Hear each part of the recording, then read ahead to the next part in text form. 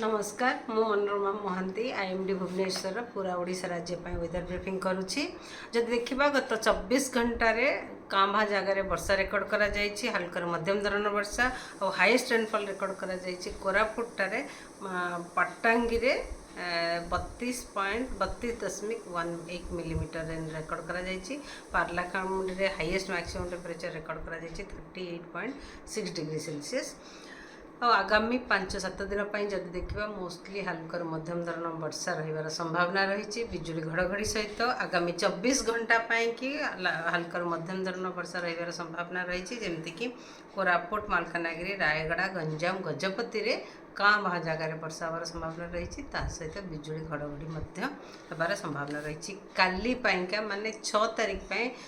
वर्षा हबार विशेष संभावना नहीं किंतु पाग मुख्यतः सुखिला रही संभावना रही 7 तारीख जदि देखा हल्का मध्यम धरण वर्षा हबार संभावना रही कां जगार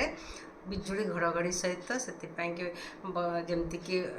डिस्ट्रिक्ट मालकानगिरी कोरापुट रायगड़ा जिले में वर्षा हबार संभावना रही किंतु वार्निंग दि जाए नहीं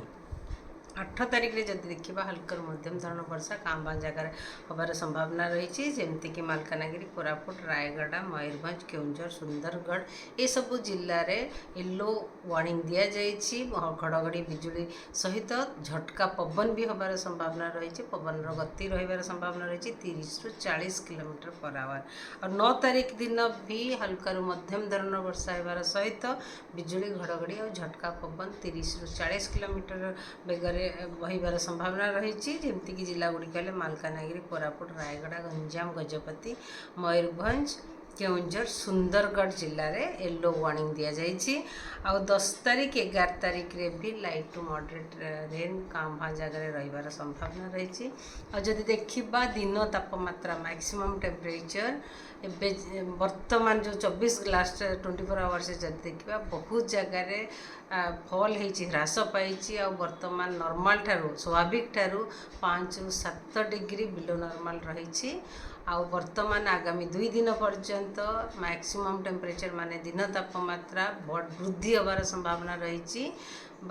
2-4 डिग्री सेल्सियस ता परवर्ती समय रे